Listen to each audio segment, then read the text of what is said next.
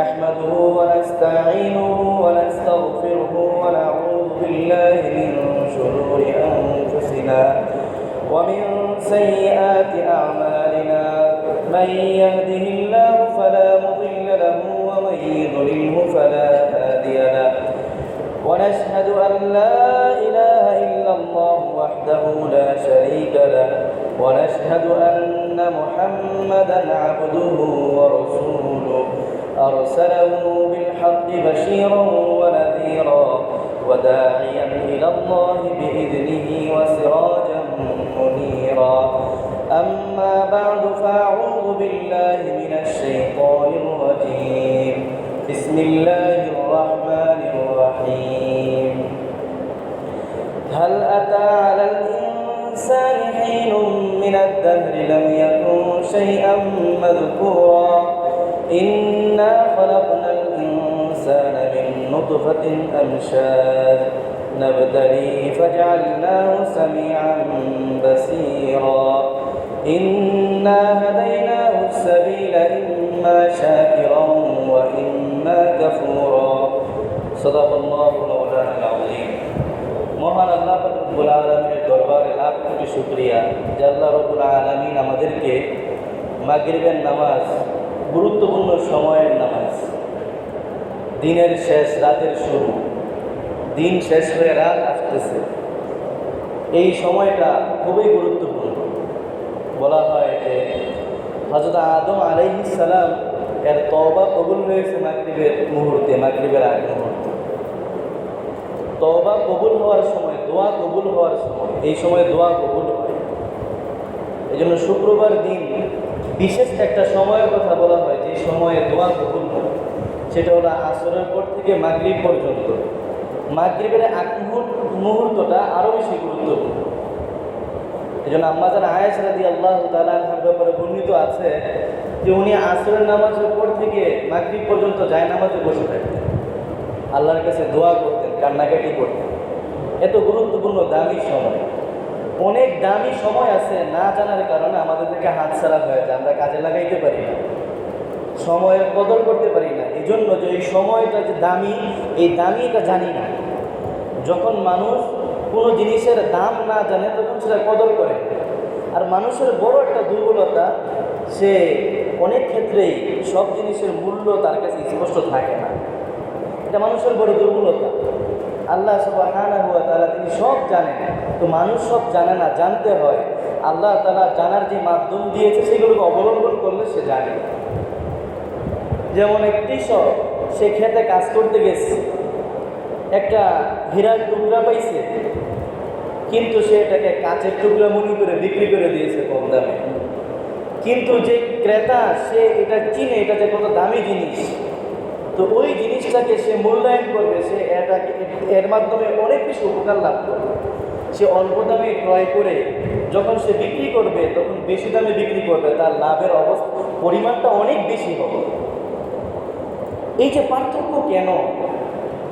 এই পার্থক্যটাকে এই কারণে যে এই টুকরোটা, হীরার টুকরোটা যখন কৃষকের হাতে ছিল তখন এর মূল্য কম ছিল, যখন বিজ্ঞ এক ব্যক্তির হাতে এসেছে তখন তার মূল্য বেড়ে গেছে। বিষয়টা কি এমন? আসলে এমন না। কৃষকের হাতে থাকা অবস্থায়ও এই হীরার টুকরোটা দামি ছিল। জ্ঞানীগুণী ব্যক্তি তার কাছে যখন আসছে তখনও দামি, কিন্তু কৃষক তার দাম বুঝতে পারে নাই, ফলে এর দ্বারা সে উপকার লাভ করতে পারে। জ্ঞানী, সে তার দাম বুঝতে পারছে, এজন্য সে এর দ্বারা বেশি উপকার লাভ করতে পারছে।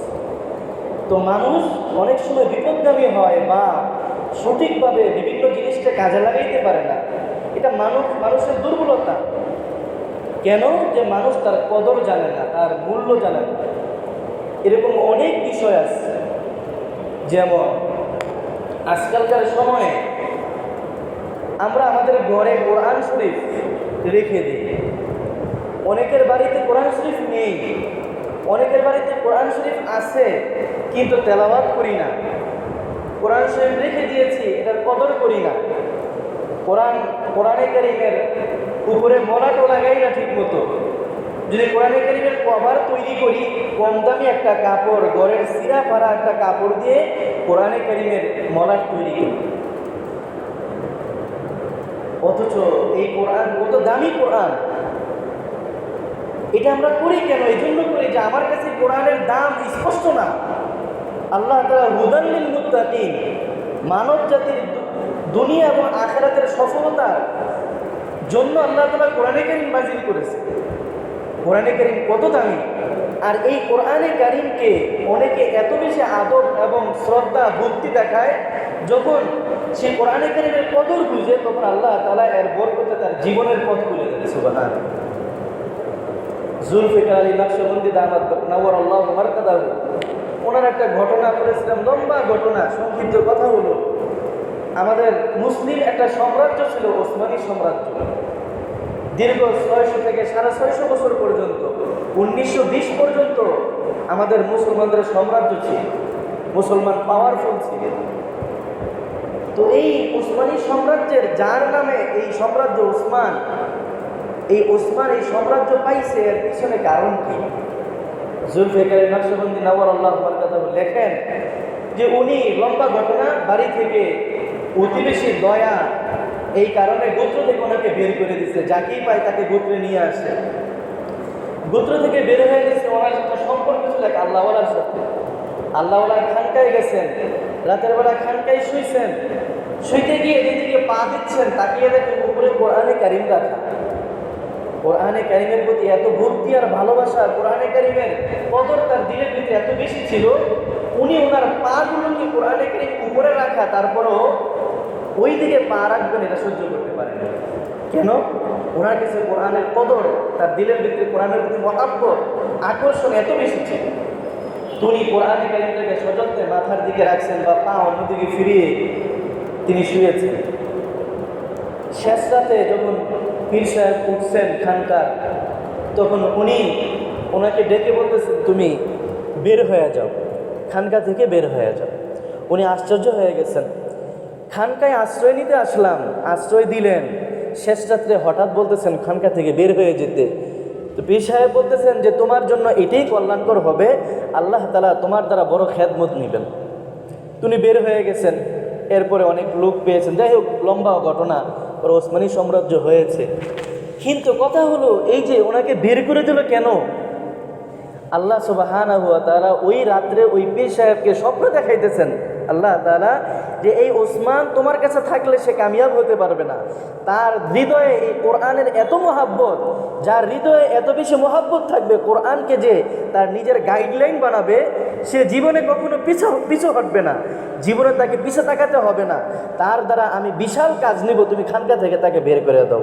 আল্লাহ তাআলা বাহ্যিকভাবে ওই কোরআনের প্রতি শ্রদ্ধা ভক্তির কারণে আল্লাহ তাআলা তার জীবনকে এতটাই, তার জীবনে সফলতা দান করেছেন যে তার দ্বারা একটা মুসলিম সাম্রাজ্য তো কায়েম হয়েছে। দীর্ঘ সময় ওই মুসলিম সাম্রাজ্যের অধীনে মুসলমানরা খুব শান্তির সাথে, খুব আরামের সাথে, লক্ষ লক্ষ মুসলমান আরামের সাথে দিন অতিবাহিত করেছে। সুবহানাল্লাহ। কেন হয়েছে? আমি যেটা বলতেছিলাম যে কদর তখনই কদর হয় যখন দিলে তার গুরুত্ব জানা থাকে, তখনই, যখন আমার কোনো জিনিসের দাম জানা থাকবে তখন আমি তার কদর করতে পারি। দাম জানা না থাকলে অনেক জিনিস এর কদর করা হয় না। আমার কাছে থাকা সত্ত্বেও আমি এটাকে কদর করতে পারি। ঈমান কত বড় দামি জিনিস! ঈমানের ক্ষেত্রে দুইটা সমস্যা আমাদের। একটা হলো যে ঈমান যে এত দামি জিনিস এটা জানি না, জানার চেষ্টা করি না। যেখানে থাকলে, যাদের সাথে উঠা বসা করলে, যেখানে বসলে, যাদের সাথে চললে এর দাম বুঝে আসবে, তাদের সাথে চলি না। ফলে ঈমানের কদর আমার কাছে নাই। আরেকটা সমস্যা হলো ঈমান সহজে পেয়ে গেছি। যেমন কোনো জিনিসের দাম জানা না থাকলে তার কদর করা হয় না, ঠিক এমনিভাবে যদি কোনো জিনিস সহজে পাওয়া হয় তাহলে ওই জিনিসেরও কদর সহজে হয়। যার পিছনে শ্রম থাকে, যার পিছনে মেহনত থাকে, যে জিনিস পাওয়ার জন্য খুব তীব্র আকাঙ্ক্ষা, চেষ্টা প্রচেষ্টা ব্যয় করতে হয়, ওই জিনিস কম দামি হলেও আমার কাছে খুব মূল্যবান হয়। এটাই মানুষের ফিতরত, এটাই স্বভাব। ঈমানের ব্যাপারে জানার চেষ্টা করি না, এই ঈমানের পিছনে মেহনতও করি না। সহজে পেয়ে গিয়েছি, এভাবেই থাকতে চাই। নিজেই খুব গর্ববোধ করি আমি ঈমানদার, আমি মুসলমান, মুসলমানের ঘরে আমি জন্ম হয়েছি, আমার জীবনের সূচনা হয়েছে ঈমানের সাথে। আল্লাহর মাহবুব প্রিয় হয়ে আমি দুনিয়াতে এসেছি, এটাকে গর্বের উপর রেখে দেই। যেই কারণে আমি নিজেকে গর্ববোধ করি, যেই কারণে আমার নিজের পরিচয়কে আমি সর্বাগ্রে রাখি, আমাকে খুব দামি মনে করি, ওই জিনিসটা কেন দামি, আমার নিজেকে কেন আমি দামি মনে করি, ওই জিনিসটার দাম কি একটু চিন্তা করি। যদি আমি চিন্তা করতাম তাহলে আমার দ্বারা ইমানের খেলাফ কোনো কাজ হতো। ইমানের কদর জানা নেই আমার, ফলে ইমানের তাকাজা পূরণ হয় না আমার দ্বারা। ইমান কত দামি জিনিস, পৃথিবীর সকল নাজ নিয়ামত পাওয়া গেছে, কিন্তু তার ভিতরে ইমান নাই। এক হাদিসের ভাষ্য থেকে বুঝে আসে সে কিছুই পায়, পৃথিবীর কোনো কিছু বাদ নাই। সে যে কিছুই পায় নাই তার একটা প্রমাণ হলো, দুনিয়ার যদি সব কিছু পাওয়া যায় কিন্তু ইমান যদি না থাকে তাহলে দিলের ভিতরে শান্তি থাকে। দিলের ভিতরে যে শান্তি, এটা ইমানের সাথে শর্তযুক্ত। দুনিয়ার কোনো কিছু পায় নাই, সে ইমান পেয়ে গেছে। হাদিসে আসছে সে আল্লাহকে পেয়ে গেছে। আল্লাহকে পাওয়ার অর্থ তার দিলের ভিতরে তাওহীদের বিশ্বাস আছে, ইমান আছে, শিরিক মুক্ত ইমান, খাঁটি তাওহীদের বিশ্বাস তার ভিতরে আছে। আল্লাহ এক, কুল হুয়াল্লাহু আহাদ, আল্লাহ এক, আল্লাহর কোনো শরীক নাই। আল্লাহুস সামাদ, তিনি অদ্বিতীয়, তিনি অমুখাপেক্ষী, কারো প্রতি মুখাপেক্ষী না। সমস্ত মানুষ তার প্রতি মুখাপেক্ষী, সমস্ত মাখলুক তার প্রতি মুখাপেক্ষী। কেন? কারণ হলো কুল্লু মান আলাইহা ফান ওয়া ইয়াবকা ওয়াজহু রাব্বিকা যুল জালালি ওয়াল ইকরাম। পৃথিবীতে যা কিছু আছে এগুলো একসময় ছিল না, আবার থাকবে না। আমিও ছিলাম না, আজকে আছি, যে কোনো মুহূর্তে চলে যেতে পারি, এক সেকেন্ডের ভরসা নেই। এই যে কিছুদিন আগে আমেরিকার এক সিনেটর পত্রিকা আসছে, সে বলছে যে এখনো আমার মরার মুহূর্ত হয় নাই, সময় আসে নাই, আরো সময় আছে, কাজ করবে সে। এক প্রেক্ষাপটে বলছে, কিছুক্ষণ পরেই তার ইন্তেকাল হয়েছে, গ্যারান্টি নাই। সে বলতেছে যে আমার এখনো সময় হয় নাই মরার, আমার সময় আছে। খুব দম্ভ অহংকারের সাথে সে নিজেকে পেশ করতেছে, উপস্থাপন করতেছে। তো তার মৃত্যু যে তার পিছনে এসে রয়েছে খবর নেই। তো যে কোনো মুহূর্তে তো আল্লাহ তাআলার প্রতি সবাই মুখাপেক্ষী। এই জন্য যে যা দুনিয়াতে দেখি আমরাও দুনিয়াতে এসেছি আল্লাহ তাআলা উজুদে দিয়েছেন, এই জন্য এসেছি। আবার আল্লাহ তাআলা যখন চাইবেন আমরা আবার দুনিয়া থেকে ফানা হয়ে যাব। লাম ইয়ালিদ ওয়া লাম ইউলাদ, আল্লাহ তাআলা তিনি এমন সত্তা যিনি কারো থেকে জন্মগ্রহণ করেন নাই, কাউকে জন্ম দেন নাই। কারো থেকে জন্মগ্রহণ করা এটাও দুর্বলতা, কাউকে জন্ম দেওয়া এটাও দুর্বলতা। আল্লাহ তাআলা সমস্ত দুর্বলতা থেকে পুত পবিত্র। আল্লাহ তাআলা এমন এক সত্তা যার কোনো দুর্বলতা নাই, কোনো দুর্বলতা নেই। কেউ কারো থেকে জন্ম হওয়া দুর্বলতা, আমি নিজে উজুদে আসতে পারি না, কারো থেকে জন্ম হয়ে আসলাম, এটা দুর্বলতা। আবার মানুষ যে কাউকে জন্ম দেয় আল্লাহ পাক রব্বুল আলামিনের নির্দেশক্রমে তার ইরাদাতেই হয়, এটাও দুর্বলতা। সে অন্যের প্রতি মুখাপেক্ষী, এই জন্য দুনিয়াতে তার সন্তানের প্রয়োজন পড়ে। ওয়ালাম ইয়াকুল্লাহু কুফুয়ান আহাদ, আল্লাহ তাআলার সমকক্ষ আর কেউ নেই। এই খাঁটি বিশ্বাস, খাঁটি ঈমান যদি কারো ভিতরে থাকে আর দুনিয়ার কোনো কিছু তার না থাকে, কোনো রকম দুনিয়া থেকে সে বিদায় নেয়, তাহলে দুনিয়ার জীবনেও সে সফল হবে। আখিরাতে অনন্তকালের জীবন, যার শুরু আছে শেষ নাই, এই জীবন তো সফলতা ছাড়া ভিন্ন কোনো কথাই নেই। দুনিয়ার জীবনে বড় সফলতা কি? বাহ্যিকভাবে আমি মনে করব যে সে অর্থ কষ্টে দিন অতিবাহিত করতেছে, সে বাহ্যিকভাবে খুব কষ্টে, তার থাকার জায়গা নাই, তার খাবার স্বাচ্ছন্দ্যময় খাবার সে প্রতিনিয়ত খেতে পারছে না, দেখতে খুব অসহায়। কিন্তু যার ইয়াকিন আর বিশ্বাস আছে, আল্লাহর প্রতি ঈমান অগাধ আছে, তার একটা বড় জিনিস পাওয়া আছে, সেটা হলো তার দিলের শান্তি আছে। এই জন্য আমরা দেখি দুনিয়াদার, দুনিয়ার অটেল সম্পদের মালিক, কিন্তু পারিবারিকভাবে সে সুখী না, পরিবারে সুখ নাই।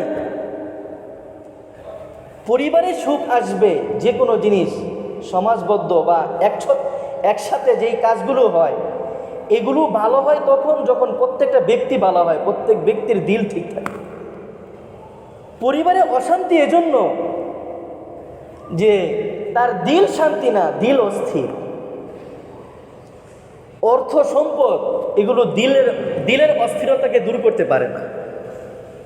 অর্থ সম্পদ একমাত্র মানুষকে, অর্থ সম্পদ এবং অর্থ সম্পদের নেশা যদি হালাল তরিকায় হয় আলহামদুলিল্লাহ, হালাল তরিকার তাসাউর তো তার থেকেই হবে যার ভিতরে ঈমান আছে। যার ভিতরে ঈমান নাই সে তো হালাল তরিকা অবলম্বন করবে না, এটাও ঈমানের উপর নির্ভর। তো এছাড়া অর্থ সম্পদ এবং অর্থ সম্পদের নেশা মানুষকে শুধু অস্থিরতাই বাড়ায়, মানুষের জীবনে শুধুমাত্র অস্থিরতাই বাড়ায়, অস্থিরতা ছাড়া অন্য কিছু বাড়ায়। পারিবারিক সুখ শান্তি আজকে কেন আমাদের থেকে নাই? এজন্য নাই আমাদের ঘর থেকে ঈমান চলে গেছে, আমাদের ঘর থেকে দ্বীন চলে গেছে। আর দ্বীন এবং ঈমান চলে যাওয়ার অর্থ হলো যে আমরা দ্বীন এবং ঈমান পেয়েছি, সহজে পেয়েছি, এবং এর দাম আমরা জানি না, বুঝি না, জানার চেষ্টাও করি না, বোঝার চেষ্টাও করি না। আমাদের ভিতরে দ্বীনের আলোচনা নাই, ঈমানের আলোচনা নাই। বিভিন্ন দুনিয়াবি আলোচনা আছে যেগুলো আমার জীবনকে সময় নষ্ট করে, আমার জীবনের মূল্যবান অনেক কিছু হারায় দেয়, এগুলোর আলোচনা আছে। দুনিয়ার চাকচিক্যের আলোচনা আছে, কিন্তু যে জিনিস আমার জীবনকে সুশৃঙ্খল করে, আমার জীবনকে দুনিয়া এবং আখিরাতে সফলতার দিকে নিয়ে যায়, ওই জিনিসের আলোচনা আজকে আমাদের থেকে এমনভাবে উঠে গেছে, ওই আলোচনাকে সব জায়গায় করতে পারি না। সব জায়গায় করতে গেলে লজ্জাবোধ হয়। কি আজীব অবস্থা। তো বলতেছিলাম, যে জিনিসের দাম বুঝে না আসে তার কদর করা যায় না। তো ঈমান খুব দামি জিনিস, ঈমানের খুব কদর করা যায়। তো যে আয়াতখানে আমি যে কথা শুরু করেছিলাম যে মাগরিবের সময়টা খুব দামি সময়, এই সময়টা মানুষের বিভিন্ন দিকে মানুষকে তার দৃষ্টিশক্তি খুলে দেয়। যে হে মানুষ, যদি দৃষ্টিশক্তিওয়ালা হয় ফিকির করতে পারে। বুজুর্গানে দিন বলেন, আমার শায়েখ মুর্শিদ মহিউসুন্নাহ আল্লামা মাহমুদুল হাসান দামাত বারাকাতুহুম বলেন, মাগরিবের সময় মানুষকে স্মরণ করে দেয় যে হে মানুষ, তোমার জীবনের 3টা অবস্থা, যেমন দিনের 3টা অবস্থা গেছে, সকাল ছিল চলে গেছে, দুপুর ছিল চলে গেছে, বিকাল তখনও চলে গেছে, অন্ধকার নেমে আসছে। তোমার জীবনের শিশুকাল, এই যৌবনকাল, বয়োবৃদ্ধতা, এই যে 3টা সময়, এই 3টা সময় এই মাগরিবের সময় তোমাকে একসাথে ওইদিকে তোমার দৃষ্টিকে ফিরাইতে চায়। তোমারও সামনে একটা অন্ধকার সময় আসতেছে, তোমার সামনেও মাগরিব পর্যন্ত চলে গেছে, মানে তুমি যখন বয়োবৃদ্ধ হয়ে গেলা, এখন তোমার সামনেও এরপরে অন্ধকার একটা সময় আসতেছে। ওই অন্ধকার যেই সময় তোমার জীবন শেষ হয়ে যাবে, কুল্লু নাফসিন যায়িকাতুল মাউত, তোমাকে মৃত্যুবরণ করতে হবে, মৃত্যুর স্বাদ তোমাকে গ্রহণ করতে হবে। এরপরে অন্ধকার ছাড়া কিছু নাই, তুমি চোখ বন্ধ করো, মৃত্যু মানে কি? যখন চোখ বন্ধ করে এটাই তার মৃত্যু। এজন্য ঘুমকে বলা হয় মৃত্যু সাদৃশ। ঘুম এটা মৃত্যুর মতো। আমি যখন ঘুমিয়ে যাই, দুনিয়ার কোনো কিছু আমার খবর থাকে না, সব অন্ধকার আমার কাছে। তো মৃত্যু সব কিছু অন্ধকার, এই অন্ধকার জগতে আমাকে আলো জ্বালাইতে হবে। যেমন এই অন্ধকার হয়ে গেছে, যদি যে বাতিগুলো আছে, আমার সামর্থ্য আছে, এই জন্য আমি কিছু আলো করতে পারছি। আরও সামর্থ্য থাকতো তাহলে আরও আলো বাড়াইতে পারতাম, আরও সামর্থ্য থাকতো এখন ফ্যানগুলো চলতো, আরও সামর্থ্য থাকতো এসি চলতো, আরও সামর্থ্য থাকতো আরও অনেক আয়েশ আরামের উপকরণের ব্যবস্থা করতে পারতাম। তো আমার জীবন যে শেষ হয়ে যাবে, সেই অন্ধকারে আমাকে আলো জ্বালাইতে হবে। সেই অন্ধকারে আমাকে আরাম প্রিয় মানুষ আমি, আরাম যেমন দুনিয়াতে বুঝি, মৃত্যুর পরেও আরামের জরুরত আছে। সেখানে আমার সোফার ব্যবস্থা করতে হবে, এয়ার কন্ডিশনের ব্যবস্থা করতে হবে, ফ্যানের ব্যবস্থা করতে হবে, বিদ্যুতের ব্যবস্থা করতে হবে। বিদ্যুতের পাওয়ার লাগবে, শুধু বিদ্যুৎ হলেই হবে না। অনেক এলাকায় আছে বিদ্যুৎ আছে কিন্তু বাতি নিবে জ্বলে, নিবে জ্বলে, নিবে জ্বলে। বিদ্যুৎ তো আছে কিন্তু বিদ্যুতের পাওয়ার। তো আমার পরে এই যে আমার অন্ধকার জগৎটাকে আলোকিত করতে হবে, বিদ্যুতের পাওয়ার বাড়াইতে হবে। এই জন্য সময় হলো আমার দুনিয়াতে, এটা হলো আমার মেহনত করতে হবে আমার ইমানের পিছনে। ইমানের পিছনে যখন আমি যত বেশি মেহনত করব, ইমানের তাকাদা যত বেশি আমি পূরণ করব, তত বেশি আমার আরাম আয়েশের ব্যবস্থা হবে মৃত্যুর পরে। আমি দেখতেছি একটা মাটির ঘর, কিন্তু আল্লাহ রসুল বলেন, আল্লাহ রসুল মিথ্যা বলেন না, ওমা ইয়ান্তিকু আনিল হাওয়া ইন হুয়া ইল্লা ওয়াহয়ু ইউহা। আল্লাহ রসুল যা বলেন সত্য বলেন, যা বলেন আল্লাহ তাআলার পক্ষ থেকে এলকা হয়, ওহীর মাধ্যমে বলেন। আল্লাহ রসুল কখনো মিথ্যা বলেন না। আল্লাহ রসুল বলেন রাউযাতুম মিন রিয়াজিল জান্নাহ আও হুফরাতুম মিন হুফারিন নার। কবর আমরা দেখতেছি একটা মাটির টুকরা, আল্লাহ রসুল বলেন যে না, তোমরা বাকিটা দেখো না, ওই চোখ নাই তোমাদের, চোখ এই চোখ দিয়ে দেখতে পারবা না, চোখে প্রলেপ লাগাইতে হবে। কিসের প্রলেপ লাগাইতে হবে? চোখ দিয়ে আল্লাহ তাআলা যেখানে দেখতে বলছে তা দেখতে হবে, যেগুলো থেকে নিষেধ করছে তা থেকে চোখ হেফাজত করতে হবে। হাতে প্রলেপ লাগাইতে হবে, শরীরে প্রলেপ লাগাইতে হবে। এই শরীর জান্নাতে যাওয়ার উপযুক্ত না, এটা গান্দা শরীর। আল্লাহ তাআলা নতুন একটা শরীর দিবেন। ওইটা কেমন শরীর দিবেন? আমার আমল অনুযায়ী ওই শরীর হবে, আমার আমল অনুযায়ী ওই শরীর হবে, জান্নাতের উপযুক্ত শরীর হবে, প্রলেপযুক্ত শরীর হবে। এই জন্য দুনিয়াতে আমার চোখ আছে, আখিরাতেও চোখ থাকবে, তখন আল্লাহ তাআলাকে দেখতে পারবো। এখন আল্লাহ তাআলাকে দেখতে পারবো না। কেন? কারণ এটাই যে আল্লাহ তাআলা এখন যে চোখ দিয়েছে, এই চোখ এখনো পরিপূর্ণ হয় নাই। মৃত্যুর আগ মুহূর্ত পর্যন্ত আমার দায়িত্ব এই চোখকে ওই পরিমাণ পাওয়ারফুল বানাইতে হবে, যেই পাওয়ারে আল্লাহ তাআলা তাজাল্লির সামনে সে হটে পড়বেন। পাওয়ার বানাইব কিভাবে? সুন্নতকে আঁকড়ে ধরতে হবে, ইমানের পিছনে মেহনত করতে হবে। সুন্নত আমার চোখে লাগবে, সুন্নত আমার হাতে লাগবে, সুন্নত আমার পায়ে লাগবে। আমার শরীরটা হবে আল্লাহ রাসূলের শরীরের মতো, আমার কার্যক্রম হবে, কর্মকাণ্ড হবে প্রতিদিন সকাল থেকে নিয়ে সন্ধ্যা পর্যন্ত আল্লাহ রাসূল যেভাবে চলেছেন, যেভাবে কথা বলেছেন, যেভাবে খেয়েছেন, যেভাবে হেঁটেছেন, ওইভাবে চলতে হবে। তো বলতেছিলাম যে ইমানের মেহনত আমাকে এখানেই করতে হবে। মায়ের পেটে ছিলাম, মায়ের পেটে যদি কেউ বিকলাঙ্গ থাকে, দুনিয়াতে এসে তার এটা পূর্ণ হয় না। দুনিয়াতে আসার পরে যদি কোনো ক্ষতি হয় অঙ্গ প্রত্যঙ্গের, এগুলো জোড়াতালি কিছু দিয়ে ঠিক করা যায়, কিন্তু মায়ের পেটে থেকে যদি বিকলাঙ্গ হয়ে যায়, কিছু কিছু বিষয় ছাড়া অধিকাংশ ক্ষেত্রে এগুলো আর ঠিক হয় না। জন্ম অন্ধ যে হয় তার চোখ ঠিক হয় না। দুনিয়াতে যদি আসার পরে চোখ ভালো নিয়ে আসে আর তার চোখ নষ্ট হয়ে যায়, তাহলে তার চোখ ঠিক হওয়ার সম্ভাবনা আছে। তো জন্ম অন্ধ যে তার চোখ ঠিক। তো মায়ের পেট থেকে যেভাবে আসবো, এখানে আমাকে এভাবে চলতে হবে। এই দুনিয়ার জগতে আমি যেভাবে চলবো, আমার জীবনকে যেই উপযুক্ত করে আমি এখান থেকে নিয়ে যাব, আখিরাতে আমার ফয়সালা সেভাবেই হবে। এখানে যদি আমি আমার হক আদায় করে যেতে পারি, আল্লাহ তাআলার ইমানের হক আদায় করে যেতে পারি, তাহলে কবরে গিয়ে আমি খুব শান শওকতের সাথে আমার অবস্থান খুব সুন্দর হবে। এই জন্য ইমান খুব দামি জিনিস ভাই, খুব দামি জিনিস। এই দামের আলো আমার ভিতরে, আমার দিলের ভিতরে দাম আসে না কেন? আলোচনা করি না। ওয়াযাক্কির ফাইন্না যিকরা তানফাউল মুমিনিন। মানুষের দিল এমন যে যেই জিনিসের আলোচনা বেশি হয়, তার দিলের ভিতরে ওই জিনিসের কদর বাড়ে। এই যে দেখেন একটা বিশ্বকাপ খেলা গেল, উন্মাদনা, কি লাভ আমাদের? লক্ষ লক্ষ টাকা ব্যয় করে, কোটি টাকা ব্যয় করে টিকিট কেটে এই খেলা দেখতে গেছে, আর আমরা দূর দেশে বসে কি পরিমাণ সময় আমাদের স্বাস্থ্য খারাপ হয় ঘুম নষ্ট করে এই উন্মাদনায় পড়ে বিশ্বকাপ খেলা দেখি। কেন হয়েছে? আমরা কেন এটা করেছি?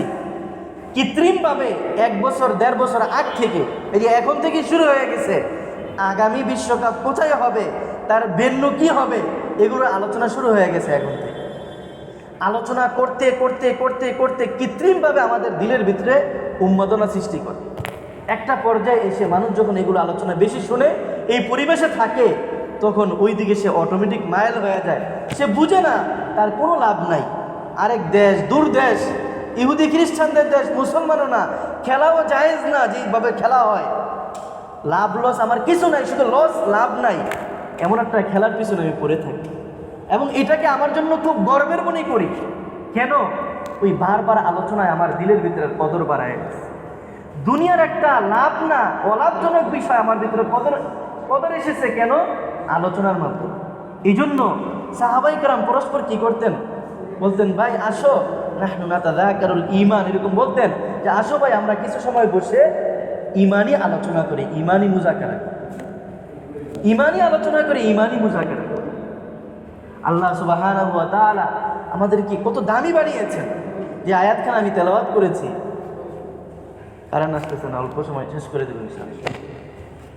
যে আয়াতখানা আমি তেলাওয়াত করেছি, আয়াতের ভিতরে আল্লাহ সুবহানাহু ওয়া তাআলা বলেন, হাল আতা আলাল ইনসানি হিনুম মিনাদ দাহরি লাম ইয়াকুন শাইআম মাযকুরা। হে মানুষ, তুমি তো আজকে মনে করো তুমি খুব সুঠাম দেহের অধিকারী, অনেক সম্পদের অধিকারী, অনেক মান সম্মান ইজ্জত আছে তোমার, কিন্তু তুমি জানো প্রত্যেকটা মানুষের একটা এমন মুহূর্ত যায় যেই সময় সে আলোচনার বস্তুই থাকে না। এর দুই অর্থ হতে পারে। এক অর্থ হলো যে মানুষ যখন দুনিয়াতে না আসে তখন তাকে নিয়ে কেউ আলোচনা করে না। আরেকটা অর্থ হলো মানুষের যে অস্তিত্বের দুনিয়াতে আসার যে সূচনা যে জিনিসের মাধ্যমে হয়। এই মাগরিবের আগে আমাদের মুতাকাল্লিম ভাই খুব সুন্দর আলোচনা করতেছিলেন, নাপাক এক ফোঁটা পানি থেকে তার সূচনা হয়। নাপাক এক ফোঁটা পানি, এটা এমন যে মানুষ এর আলোচনায় আসলেও এটাকে আলোচনা করতে চায়, ঘৃণা আসে, অপছন্দতা মানুষের মাঝে এর প্রতি আসে। তো মানুষ তোমাদের সূচনা হলো এমন জিনিস থেকে, শাইআন মাযকুরা, যেটা এমন একটা বিষয় ছিল, একটা আলোচনার বিষয়বস্তু না, কেউ এটাকে আলোচনায় আনতে চায় না, আনলে ঘৃণা করে। কিন্তু আমি কি করেছি? ওই জায়গা থেকে ইন্না খালাকনাল ইনসানা, আমি ওই জায়গা থেকে মানুষকে সৃষ্টি করেছি। ওই জায়গা থেকে আমি মানুষকে সৃষ্টি করেছি, এবং শুধু সৃষ্টি করে নাই, মানুষকে সৃষ্টি করার পর ওয়াজআলনাহু সামিআন বাসীরা, দুনিয়াতে তাকে আমি রেখেছি পরীক্ষা হিসেবে, নাবতালিহি, পরীক্ষা করব দুনিয়াতে। আমি দুনিয়াতে মানুষকে পাঠানোর উদ্দেশ্য পরীক্ষা করা। আর এই পরীক্ষা করার জন্য আমি কি দিয়েছি? সামিআন বাসীরা, তার শ্রবণ শক্তি দিয়েছি, দৃষ্টি শক্তি দিয়েছি, তার জ্ঞান আকল দিয়েছি। এরপরে আমি কি করেছি? ইন্না হাদাইনাহু সাবিলা, আমি তার সামনে রাস্তা খুলে দিয়েছি, এটা ভালো পথ, এটা খারাপ পথ। তারা আকল দিয়েছে, সে আকলের মাধ্যমে সে চিন্তা করলে বুঝবে কোনটা ভালো পথ, কোনটা খারাপ পথ। কিন্তু এরপরও মানুষ ইম্মা শাকিরা ওয়া ইম্মা কাফুর, মানুষ সবাই সফল হতে পারে। কেউ আমার কৃতজ্ঞ আদায়কারী বান্দা হয়ে দুনিয়ার জীবনেই সে জান্নাতি হয়ে আমার কাছে আসে, তো সে আমার কাছে চিরস্থায়ী সুখের ঠিকানায় তার অবস্থান হয়। আর কেউ আমার এই এত নিয়ামত, আমি তাকে নাপাক জিনিস থেকে এই পর্যন্ত এনেছি, মানুষ তাকে নিয়ে আলোচনা করে। কাররামনা বানি আদম, বনি আদমকে আমি সবচেয়ে সম্মানিত বানিয়েছি। ফাদ্দালনাহু আলা কাসীরিম, তো অনেক মিনাল খালক, অনেক সৃষ্টির ভিতরে আমি মানুষকে সর্বশ্রেষ্ঠ ঘোষণা করেছি। মানুষ যে সর্বশ্রেষ্ঠর দলিল হলো সকল প্রাণী তার বশীভূত হয়, তাকে কেউ বশীভূত করতে পারে না। সকল প্রাণী তার বশীভূত হয়, পানির ক্ষমতায় পানিকে সে বশীভূত করে, হাওয়াকে তার বশীভূত করে। বাঘ এত হিংস্র প্রাণী, সিংহ হিংস্র প্রাণী, সাহাবায়ে কেরামের ঘটনা আছে, এরা বশীভূত করতে হয় নাই। আল্লাহ তাআলার প্রতি ঈমান এত বেশি মজবুত ছিল যে সাহাবায়ে কেরামকে দেখে অটো বাঘ বশীভূত হয়ে গেছে, অটো বাঘ বশীভূত হয়ে গেছে। পানি ডুবাইয়া দেয়, কিন্তু মানুষকে আমি ক্ষমতা দিয়েছি, ঈমানের বদৌলতে ক্ষমতা দিয়েছি। ঈমান হলো আসল, আমি ক্ষমতা দিয়েছি। বাহ্যিক আকলে ধরে না পানিকে কিভাবে মানুষের বশীভূত হয়, কিন্তু সাহাবায়ে কেরামের ওয়াকে আছে, বুজুর্গানের দিনের ওয়াকে আছে, কোরআনে কারিমে তো আছেই। মুসা আলাইহিস সালাম লাঠি দিয়ে বাড়ি দিয়েছেন, রাস্তা হয়ে গেছে। আশ্চর্য কারবার। এটা হলো বড় দলিল যে মানুষ সর্বশ্রেষ্ঠ। এই শ্রেষ্ঠত্ব আমি দান করলাম, কোন জায়গা থেকে তোমাকে উঠিয়ে আনলাম, এরপরে তুমি ব্যক্তিগতভাবে তোমার আকল খাড়াও, তোমার অস্তিত্ব এই নাপাক জিনিস থেকে। কেউ পছন্দ করে না, নাপাক জিনিসটা বের হলে মানুষের শরীর নাপাক হয়ে যায়। ওই জায়গা থেকে তোমার অস্তিত্বের সূচনা। এখন তোমাকে মানুষ সম্মান করে, তোমার পাওয়ার আছে, অর্থ সম্পদ তুমি ব্যয় করতে পারো, অর্থ সম্পদের মালিক, তোমার অধীনস্থ আছে অনেক। এই যে সম্মান কে দিল? কে দিল এই সম্মান? তোমার যদি অস্তিত্বের সূচনা দেখি, তাহলে তো দেখি যে তোমার সম্মান আসলেই কিছু হওয়ার কথা ছিল না। ওই নাপাক জিনিসটা যেমন ছুঁড়ে ফেলে, তোমাকেও ছুঁড়ে ফেলার কথা ছিল, তো মানুষ তো তোমাকে ছুঁড়ে ফেলে না, মানুষ তোমাকে সম্মান করে। এই জন্য আমি আকল দিয়েছি, আকল খাটাও, নিজেকে চিনো। যে নিজেকে চিনবে না, সে আল্লাহ তাআলাকে চিনতে পারবে। নিজেকে নিয়ে ফিকির করতে হবে, নিজেকে নিয়ে ফিকির করতে, আমি কে, আমার অস্তিত্বের সূচনা কোথা থেকে, আমার লক্ষ্য কোথায়, আমি কোথায় যাব, আমি এখানে কি করতে এসেছি আমি জানি না। জানানোওয়ালা একজন আছে, আল্লাহ তাআলা যুগে যুগে আম্বিয়া কেরাম পাঠিয়েছে। তারা এসে আমাদেরকে জানিয়েছেন, আমাদের গাইডলাইন দিয়েছেন, কিভাবে চললে আমার জীবন সুখ শান্তি আর সফলতার দিকে যাবে, কোন পথে চললে আমার জীবন সুখ শান্তির হবে। আজকে সবাই পেরেশান, সবাই অস্থির, পারিবারিকভাবে, ব্যক্তিগতভাবে, সামাজিকভাবে। কেন? হাজারো ব্যবস্থা নেওয়া হয় অস্থিরতা থেকে বের হওয়ার জন্য, কিন্তু আল্লাহ তাআলা যেখানে শান্তি রাখছে, যেখানে আরাম রাখছে, সেই জায়গায় আমরা আসতে পারছি না। যে ঈমান, যে ইসলামের মাঝে আল্লাহ তাআলা শান্তি রেখেছেন, সেই ইসলাম এবং ঈমানের তাকাজা নাই, এটা আমাদের থেকে উঠে গেছে, এই জন্য অশান্তি। ওই জায়গায় বুঝে, ওই জায়গায় আসতে চাই। ঈমান আমার ঘরের ভিতরে আমি আলোচনা শুরু করি, আমার ব্যক্তি দিয়ে শুরু করি, আমার দিলের ভিতরে ঈমান আনি, শান্তি আসে। ঈমান ছাড়া শান্তি নাই। কয়দিন, 2 দিন আগে এটার সামনে মাথা নত করে, 2 দিন পরে ওইটার সামনে, 3 দিন পরে ওইটার সামনে। কোথায় মাথা নত করবে? মানুষের তবিয়ত কারোর সামনে মাথা নত করতে হবে। পাগল, সে কোথায় মাথা নত করবে? সে খুঁজে পায় না, যার কাছে শক্তি দেখে তার সামনে মাথা নত করে। কিন্তু মাথা নত করনেওয়ালা জাত একজন, যার শক্তির উপর কারো শক্তি নাই, যার রাহনুমাইয়ের উপর কারো রাহনুমাই নাই, যেই জাত এমন বিষয় জানে যেটা আমি জানি না, বুঝি না, আমাকে গাইডলাইন দিয়েছে, যুগে যুগে আম্বিয়া কেরাম পাঠিয়ে আমার সুখ শান্তি সফলতার পথ দেখিয়ে দিয়েছে। এটা হলো দ্বীন, ঈমান। কোরআন এবং সুন্নাহর আলোকে যদি আমার জীবনকে আমি পরিচালনা করতে পারি, ইনশাআল্লাহ দুনিয়ার জীবনে অনেক অশান্তি আসবে। দুনিয়ার জীবনটা এমন যে এখানে কেউ চিরস্থায়ী শান্তিতে থাকতে পারবে না। চিরস্থায়ী শান্তির জায়গা হলো জান্নাত, চিরস্থায়ী অশান্তির জায়গা হলো জাহান্নাম। দুনিয়া হলো দুইয়ের সংমিশ্রণ, কখনো শান্তি কখনো অশান্তি। আমি যদি চিরস্থায়ী শান্তি চাই, এটাও ভুল, সম্ভব না। চিরস্থায়ী অশান্তি যদি কেউ চায়, এটাও কখনো শান্তি কখনো অশান্তি। তো হাজারো অশান্তির ভিতরে যদি আমি কিছুটা শান্তি অনুভব করতে চাই, আমার পরিবারকে বাঁচাইতে চাই, পরিবারকে একসাথে রাখতে চাই, আর কোনো কিছু পারবে না। আল্লাহ তাআলা কোরআনে কারীম বলেন, শাফা হুফরাতিম মিনান নার, তোমরা তো জাহান্নামের একদম পাদদেশে ছিলে, ইখতিলাফ বিভিন্ন কারণে, কিন্তু ঈমান এবং ইসলামের বুনিয়াদে আল্লাহ সুবহানাহু ওয়া তাআলা সাহাবায়ে কেরামকে বলতেছেন, সেই অন্ধকারাচ্ছন্ন জাহিলিয়াতের যুগে যে মতানৈক্য, যে পরস্পর ঝগড়াঝাটি, নৈরাজ্যতা, উচ্ছৃঙ্খল জীবনযাপন, এটা থেকে তোমাদেরকে বের করে সম্প্রীতি, মহাব্বত, এই যে পারস্পরিক শ্রদ্ধা, ভক্তির একটা যে জীবন তোমাদেরকে আমি দান করলাম, কিসে দিয়েছি? ঈমানের মতো দিয়েছি। তো আল্লাহ রাসূলের যুগে সুখ শান্তি সফলতা, ওই যুগে যে জাহিলিয়াত ছিল, এটা তো কেউ অস্বীকার করে না। আবার ঈমানের দাওয়াত, ইসলামের দাওয়াত আসার পরে আবার যে সুখ শান্তি সফলতা আসছে, এটাও অস্বীকার করে না। আরবের এত সম্মান এই ঈমানের কারণে, এই দাওয়াতের কারণেই, এটা কেউ অস্বীকার করে না। আজকের যুগেও যে আমার ঘরকে আমি সোনালী ঘর বানাইতে চাই, আমার ছেলে মেয়েকে আমি আদর্শ সন্তান বানাইতে চাই, আমার সমাজটাকে আমি সুশৃঙ্খল সমাজ বানাইতে চাই, আমার ব্যক্তি জীবনকে আমি ত্রুটিমুক্ত জীবন বানাইতে চাই, শান্তির জীবন বানাইতে চাই। হাজারো অশান্তির ভিতরে যদি শান্তি চাই, আসবে, তাহলে ওই একটাই পথ, যেই পথ অবলম্বন করে সাহাবায়ে কেরাম হয়েছেন, তারা সোনার মানুষ হয়েছেন, তাদের যুগটা সোনালী হয়েছে, তারা তাদেরকে শাসন করেছেন, তারাও সোনালী হয়ে গেছে। আমরাও ওই পথই আমাদেরকে হাঁটব। আল্লাহ সুবহানাহু ওয়া তাআলা আমাদের সকলকে যেভাবে চললে আল্লাহ তাআলা রাজি খুশি হন, যেভাবে চললে আল্লাহ রাসূলের শাফাতের উপযুক্ত হতে পারি আমরা, ওইভাবে চলার তৌফিক দান করুন। এই জন্য কিছু মেহনতের সাথে নিজেকে জুড়াই রাখতে হবে।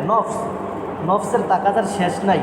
আমি মনে করবো যে ওই একটা খারাপ কাজ করি বা একটু সময় দূরে থাকি, মনে হয় একটু পরে আবার চলে আসবো, না, নফস খালি বাড়তেই থাকে। তো নিজেকে কন্ট্রোল করতে হবে। বুজুর্গানে দিনের সোহবতে, নিয়মিত কোনো বুজুর্গের সোহবতে যাই, নিয়মিত কোনো বুজুর্গের সোহবতে যাই, তাহলে কি আসবে? তাকওয়া আসবে। আর এই তাকওয়াই হলো আসল। ইন্না আক্রামাকুম ইনদাল্লাহি আতকাকুম। আল্লাহ তাআলার কাছে সম্মানিত, আল্লাহ তাআলা বলেন নাই দুনিয়ার কোনো চিজ ও আসবাব দ্বারা আল্লাহর কাছে সম্মান না, সম্মান হলো তাকওয়ার মাধ্যমে। যার তাকওয়া যেমন তার সম্মান থাকবে। তো এই তাকওয়ার জন্য কী করতে হবে? বুজুর্গদের সোহবতে যাই, আলেম ওলামাদেরকে মহাব্বত করি। আমি নিজে আলেম হইতে পারি নাই, আলেমদেরকে মহাব্বত করি। নিজের অধীনস্থ যারা তাদেরকে আলেম বানাই। আলেম বানানোর অর্থ এই না যে তাকে একদম দাওরা পর্যন্ত পড়াইতে হবে, তাকে দিনের শিক্ষা দিই কমপক্ষে। এরপর আমি ডাক্তার বানাই, ইঞ্জিনিয়ার বানাই, সমস্যা নাই। প্রাথমিক শিক্ষাটা জরুরি জ্ঞান সে অর্জন করবে, এই শিক্ষা দিয়ে। আরেক হলো সাধারণ মানুষের জন্য, সাধারণ মানুষ এর জন্য সবচেয়ে সহজ নিজেকে দিন এবং ইমানের সাথে জড়িত রাখা, সেটা দাওয়াত তাবলীগের মেহনত। এই মেহনতের তুলনা হয় না। পৃথিবীতে শাইখুল ইসলাম মুফতি তাকি উসমানী দামাত বারাকাতুহুমের সফরনামা পড়লে বোঝা যায় যে পৃথিবীর আনাচে কানাচে যেখানে কেউ যাইতে পারে নাই, সেখানে আজকে যে ইমানের আলোচনা এই মিটিমিটিভাবে চলতেছে এই দাওয়াত তাবলীগের মেহনতের কারণে। এই দাওয়াত তাবলীগের মেহনতের মাধ্যমে অনেক মানুষ হেদায়েতে এসেছে, আবার অনেক মানুষ তার নিজের হেদায়েতকে বাঁচিয়েছে। দুইটাই আমার দায়িত্ব, আমার নিজের হেদায়েতকেও বাঁচানো এবং নিজের হেদায়েতকে যেন জোরে হাতছাড়া না হয়, যে থেকে রক্ষা করা, মানুষের যেন হেদায়েতের উপর চলে আসে ফিকির করা। আল্লাহ সুবহানাহু ওয়া তাআলা আমাদের সকলকে এই দাওয়াত তাবলীগের মেহনতের সাথে লেগে থাকার তৌফিক দান করুন এবং অন্যদেরকে এর পিছনে লাগানো, এর পিছনে মেহনত করাকে নিজের জীবনের লক্ষ্য বানানোর তৌফিক দান করুন। যে কথাগুলো বলা হলো এই কথাগুলোর উপর বলনেওয়ালা শুননেওয়ালা সকলকে আমল করার তৌফিক দান করুন। ওয়া আখিরু দাওয়ানা